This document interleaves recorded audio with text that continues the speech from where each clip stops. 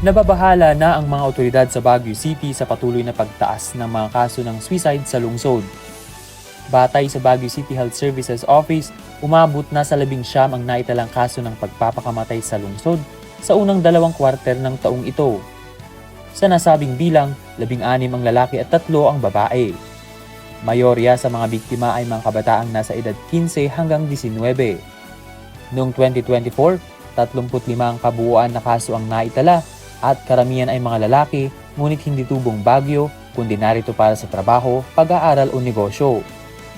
Ngayong taon naman ay mas marami umano ang naitalang kaso na residente ng Baguio.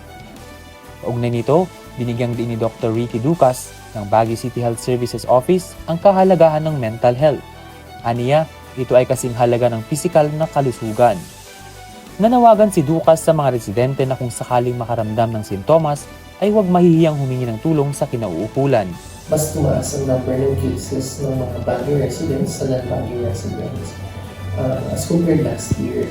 And for this first and second quarter, nakita rin natin yung biglaang pagtaas ng number natin ng death by suicide. Pag sinabing death by suicide, namatay po sila dahil po sa suicide. Dagdag pa ni Dr. Ducas na walang pinipili ang mental illnesses na ito, kaya ang payo nila ay huwag magdalawang isip na lumapit sa mga eksperto upang mabigyan ng kaukulang lunas. Walang pinipili po ang sakit na ito, kaya ang lagi natin sinasabi, humingi po tayo ng tulong.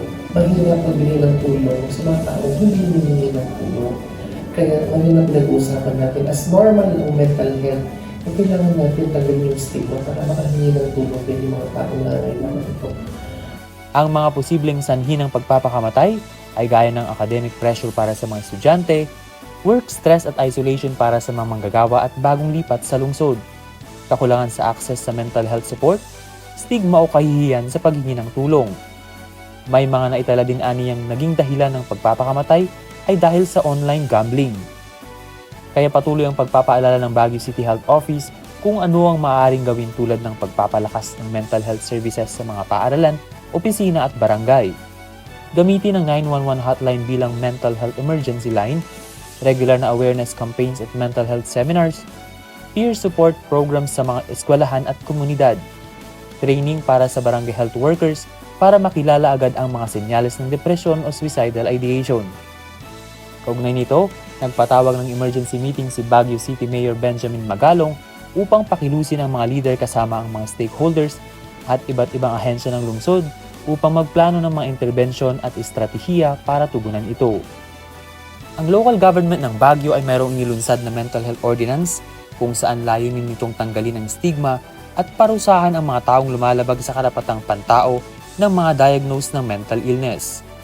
May kampanya din ng CHSO at pamahalang lungsod ng Baguio para sa mga nagpapaupa, landlady o landlords na matiyak na nakakausap ang mga boarders nang sa gayon malaman nila kung may pinagdadaanan ang mga ito. May mga programa at trainings din ng City Health Services Office sa tulong ng city government patungkol sa mental health katulad ng pagbisita o pagdalaw umano sa mga vulnerable groups sa iba't ibang lugar sa lungsod.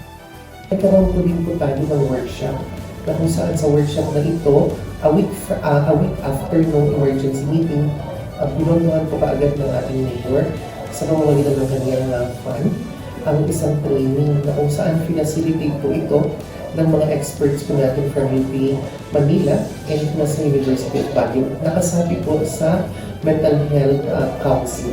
Mula dito sa Baguio City, ako si Ben Pongsila para sa Mata ng Agila Northern Luzon, matatag, matapang, matapat.